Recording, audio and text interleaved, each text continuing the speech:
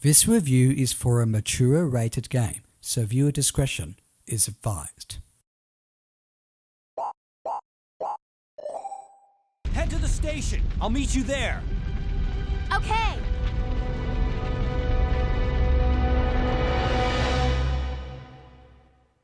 The intro cutscene finishes. You have control of your character.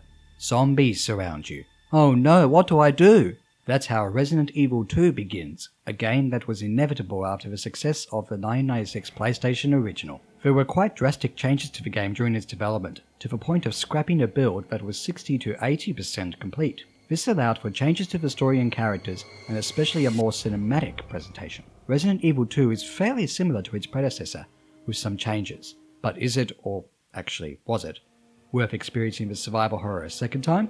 Let's find out. Resident Evil 2.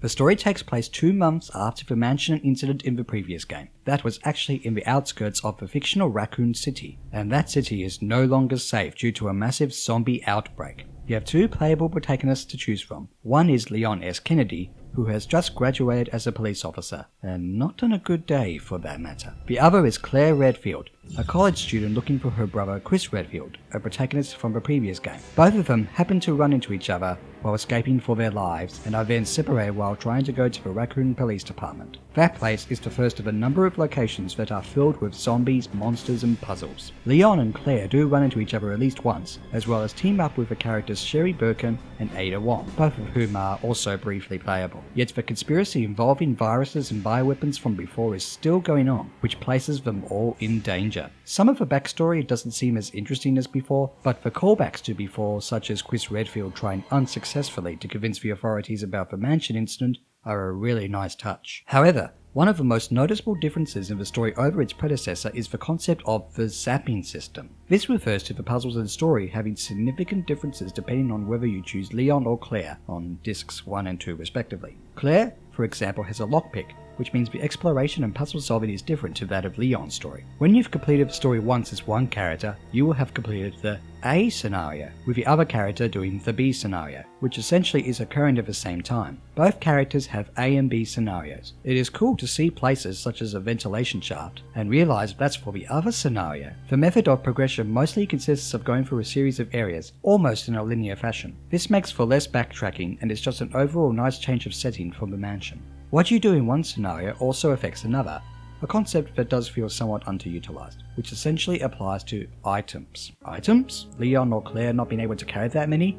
And add to that pre-rendered background, static camera angles, tank controls, and to an extent limited ammo? Yes, the gameplay and controls are very similar to its PlayStation predecessor. The tank controls from before, where you press up to move in the direction your character's head is facing, and move left to right to turn that head, can be hard to get to grips with, especially if you're not familiar with the series. The camera angles are static and essentially cinematic, and change depending on where you move. This means you're never really sure of what's around the corner, and will sometimes bump into things or enemies, or not know where you're going. You can argue that this adds to the survival horror aspect, and makes it hard to survive a zombie outbreak. Alongside the similarity to the previous game is the aforementioned inventory system. Leon and Claire can only carry 8 items. There is a way to carry more, but I actually won't spoil it, including weapons and ammo, healing items and puzzle-related items that you can't really progress without. If you need to pick up an item when your inventory is full, you have to drop off items in one of a few strategically based item boxes. You will go back and forth to retrieve or drop off items. This is similar to before, which is not inherently a bad thing. One of the first areas you explore is the Raccoon Police Department, which does feel like the mansion to an extent,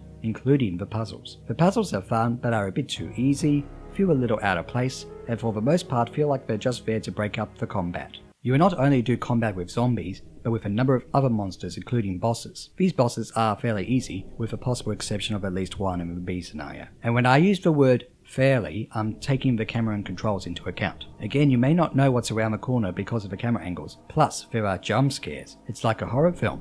Or is it? In the contrast to the few minutes or so you had to explore the dining room and get used to the controls in the first game, you have the aforementioned intro where the zombies are right there. You can shoot them, or you can run. Despite the amount of ammo that you can find in the game being limited, you have a fair amount to start with to gun down zombies, especially on an easier difficulty. This combined with a few of the settings and set pieces does make this feel more like a Hollywood action film, and somewhat less scary in contrast to the haunted house setting of the first game. Anyways, be careful not to die, otherwise you have to go back to your last save point, which is again a typewriter. Just like in the last game, you can't save anywhere, all the time. Typewriters are few and ink ribbons for save files limited. And in fact, the game rewards you if you don't save that often, combined with the uses of healing items and special weapons, as well as how long it takes to complete the game. You have to be a good survivor and memorize the locations as best you can if you hope to get an A ranking. In fact, the ranking is mostly determined by a vague point system, which seemingly makes it hard to achieve the best possible result. But the challenge is there,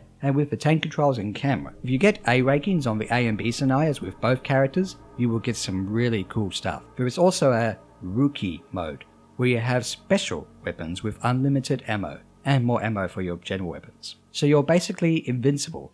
Actually, no, you can still get hurt if you're careless. But beware, abusing the power of your special weapons brings down your ranking. That's another reason why the point system is vague. And to top off all of this is a presentation that, while extremely dated, is improved over the first game. The backdrops look more realistic this time, and the character models that are superimposed over them are animated nicely with more polygons than before, including when they've taken enough damage to the point where they'll limp as you move around. Ouch. There are no live action segments this time, but cutscenes which consist of CG rendered stop motion action figure animation. During these scenes and other moments, there is of course voice acting, which is improved over the first game, but not by a large margin in spite of a somewhat less cheesy writing. In fact, some of the voice acting is just flat. We've got to go now, honey, okay? If we stay here, that monster will find us. Let's go. The music thankfully isn't flat. It is very well composed and sets the mood whether it is a quick run from zombies or the ominous underscores while wandering around halls and corridors. The sound effects are nice too, especially the guns. Overall, Resident Evil 2 is a worthy sequel, which will surely offer at least a few scares, plus plenty of action. The presentation is good for its time, and even lends itself to a gameplay over graphics approach for today. The gameplay being somewhat more of the same is not necessarily a bad thing, and is suitably compelling and challenging. The replay value is especially worth experiencing this game for, in regards to the A and B scenarios with Leon and Claire, not to mention the ranking system, which could have been less vague and arbitrary in regards to challenge. Maybe you'd prefer to just go through the scenarios at your own leisure, and enjoy the story. In regards to the story and even the gameplay, Resident Evil 2 proved the series was here to stay, complete with characters who would reappear in later games.